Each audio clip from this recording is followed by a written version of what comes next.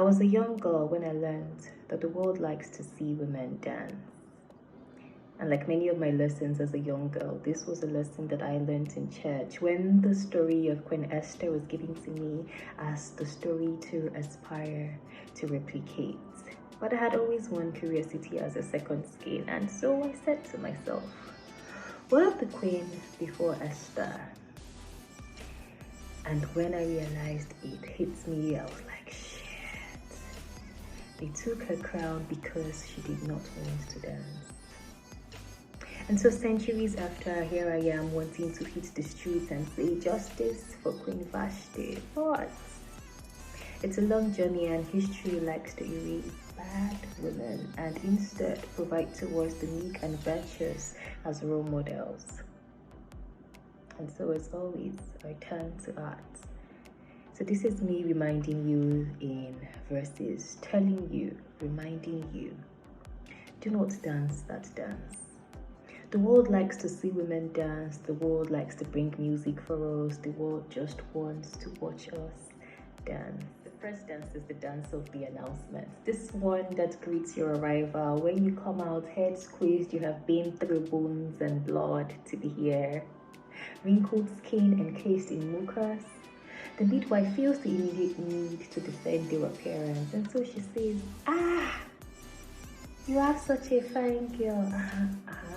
Beat the child and let her cry and take her first breath. Or, welcome to the dispensation of the politics of aesthetics. And so you move from her hands to the hands of your mother, and now that you're on your own hands, woman, do not dance that dance. This dance wants you to only dance to the rhythm of a certain beauty standard. This dance only sings the glory of a certain color. This dance wants your feet to gyrate to trance before you can be called beautiful. Yeah. A queen is a queen for all seasons. The second dance is the dance of expectations. This one hits you when you're 12 holding a broom and they come to you and say, hold that broom well. Is that how you are going to sweep in your husband's house? And so this is the dance that eternally prepares you for a place where unprepared men saunter into. This is a dance whose music, if you listen to, teaches you that you are the rehabilitation center for badly raised or unraised men. And so if you continue to dance this dance, before you know it, you'll begin to chant the chorus and it will sound like... My husband says he cannot cook or clean. It is a job for women. What do I do?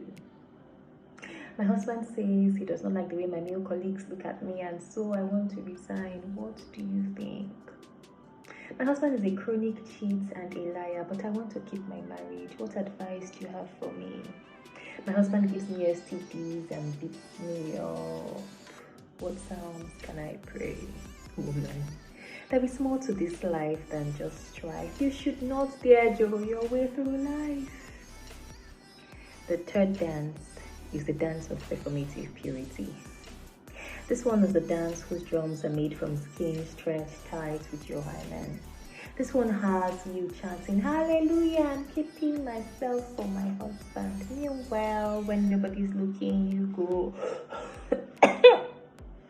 because how would they know? They're gonna know. How would they know?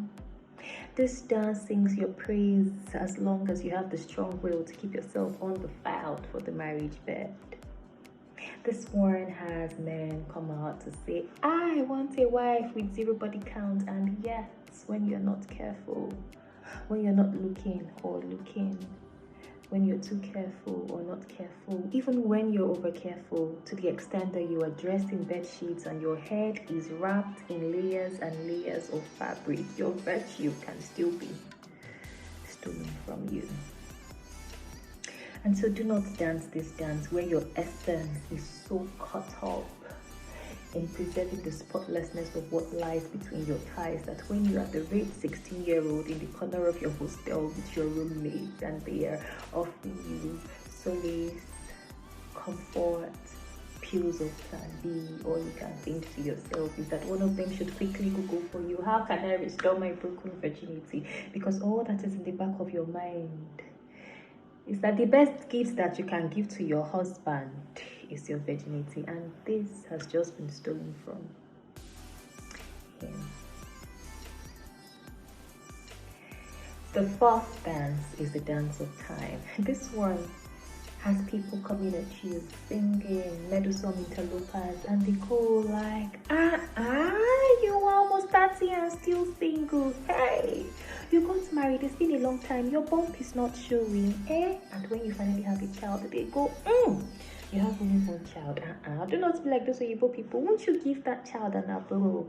And then when you have 3 daughters, they come and tell you, you should have a son. And when you have 1 son, they come and tell you, you should have a backup son.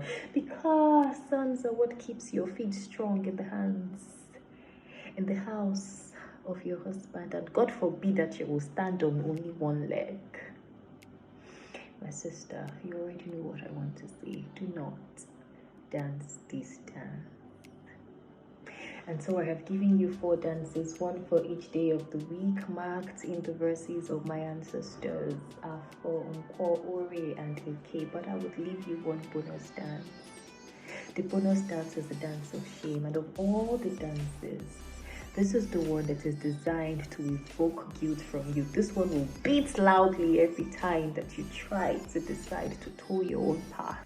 This dance does not forgive. This dance has no kneelers where you come to on a Saturday morning and say, bless me, Father, I have sinned. No, this dance does not want to know the date of your last confession. This dance is only interested in your present sin. And like Vashti, it will forget all the times that you danced to your tune and take away your crown for the one time that you refuse to dance. The world likes to see women dance. The world likes to set music. The world wants you to dance.